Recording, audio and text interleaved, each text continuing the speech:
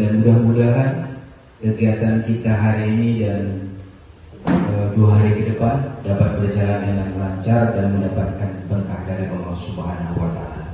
Yang dapat hadir dalam kegiatan IHT, In-House Training, pembebasan kegiatan pembelajaran mendalam Indonesia.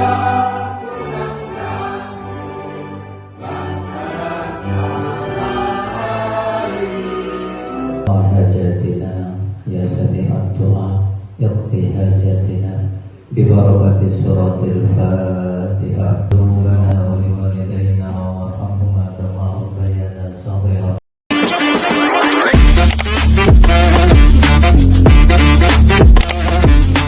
Sebelum kita memulai pola pikir bertumbuh, silakan Bapak Ibu refleksi dulu dengan mengisi link. Itu ada Google Form, akan saya share.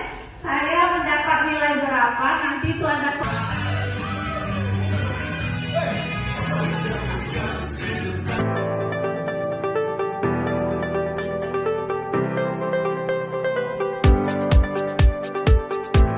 saya buat skema karena tugas ya Bapak Ibu ya. Tugas pola pikir kita itu ada terlampir di sini lebih ringkas. Tapi materi pola pikir itu sudah Ibu share sebenarnya di bulan Juli ya Pak Ahmad ya. Ada 5 poin.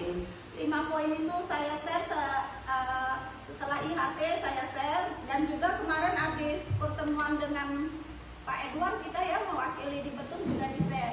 Bagusnya dua-duanya ya Bu ya. Tapi kan kita tidak sempurna, tidak bisa capai semuanya itu semaunya keinginan kita.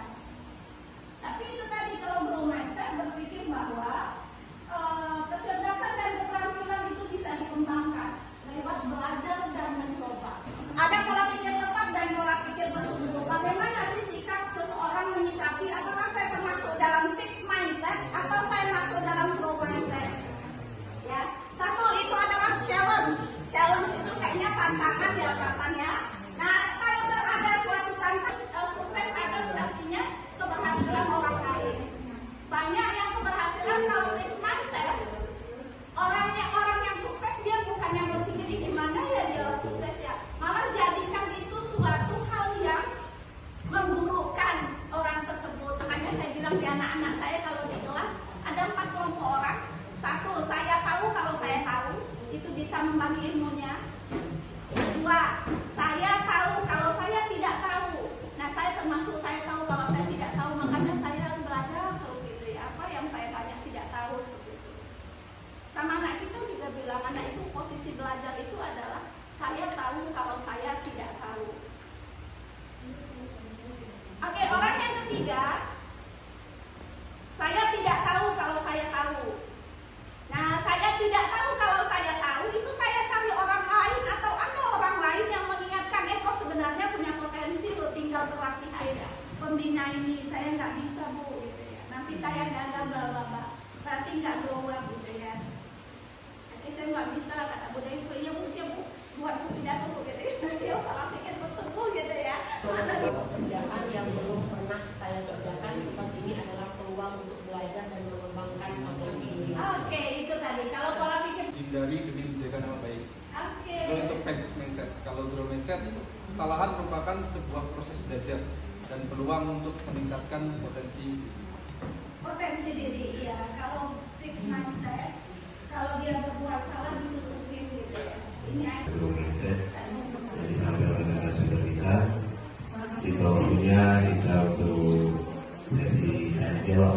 Cara berpikir atau lebih kuat emosional dan mengontrol cara orang bertindak.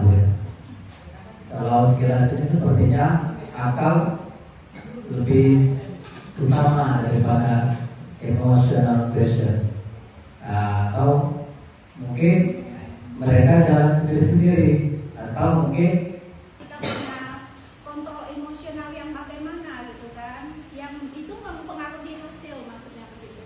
Kalau menurut saya Pak Jurum, ini bagi saya aja ya, pola pikir itu kan adalah keyakinan, semua keyakinan yang ada di dalam pikiran kita, ya kan? Keyakinan tidak selalu berpikir bahwa itu adalah rasional loh Pak Fajrul. Keyakinan itu termasuk juga kepada Tuhan loh.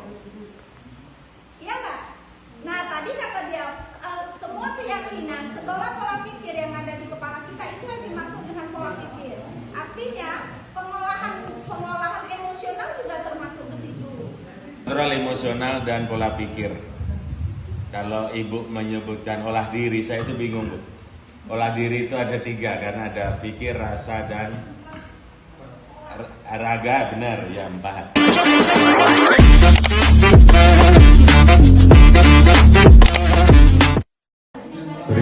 Prinsip pembelajaran mendalam. Mungkin yang kita bahas, diskusikan ya pada sesi ini adalah bagaimana kita bisa menumbuhkan rasa ke anak untuk dia belajar. Sesi pertama, silakan Bapak Ibu. Permasalahan di sekolah kita, motivasi anak-anak ini saya bingung, ada nggak motivasinya saya nggak tahu ya. Kalau dilihat dari yang saya tangani ini nulisnya banyak atau remisinya banyak. Itu yang saya terapkan sekarang. Itu mulai terbentuk kalau dia nggak masuk sekolah, dia mesti nyari-nyari saya untuk minta tugas atau apa. Terus anak jarang yang kemudian beri tugas dan anak-anak ini barangkali jadi kan serba salah. Niat kita untuk gimana mereka paham, ngerti.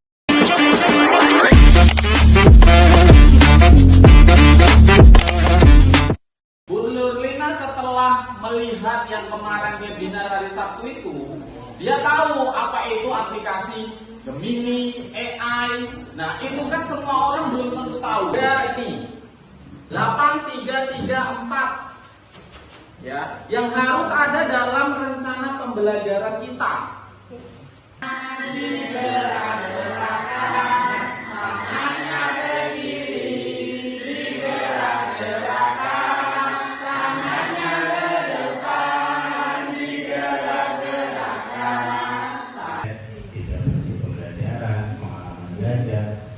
Harusnya ngambil rekan aja, karena harusnya dari pertemuan 1, 2, pengadaan 3 ibu habis semua, jadi ambil semua ilmu-ilmunya, tinggal pengaplikasiannya di kerangka RPP. Rangkaian kegiatan kita selama 2 hari ini dari kemarin, apa yang kita sudah coba diskusikan, nanti sampai dengan selesai mudah-mudahan ada hasil baiknya lah. Sehingga bisa tenaga suku 3 yang lebih baik. Bismillahirrahmanirrahim. Mohon maaf kepada yang berbeda agama, kiranya bisa berdoa dengan keyakinan. Hamdan syakiri, hamdan amin, hamdan wafini, amma wa yukrafi mazila. Ya Rabbana lakal hamd.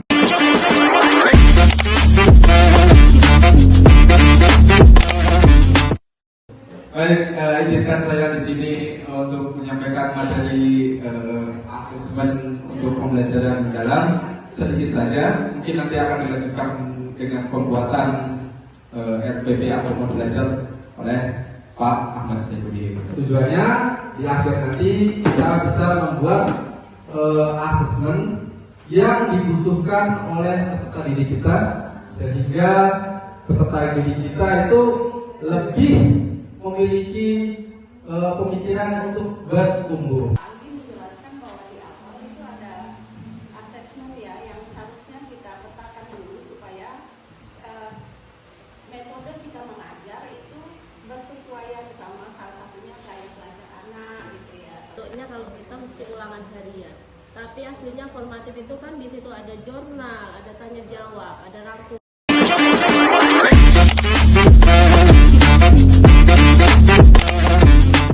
Terakhir dari IHT kita, perencanaan pembelajaran, memahami, mengaplikasi, merefleksi. Itu di mana unsurnya letaknya? Di kegiatan yang dulu pernah ada namanya langkah-langkah pembelajaran. Hal pembuatan RPP sesuai dengan pembelajaran mendalam. Yang pertama ada identitas.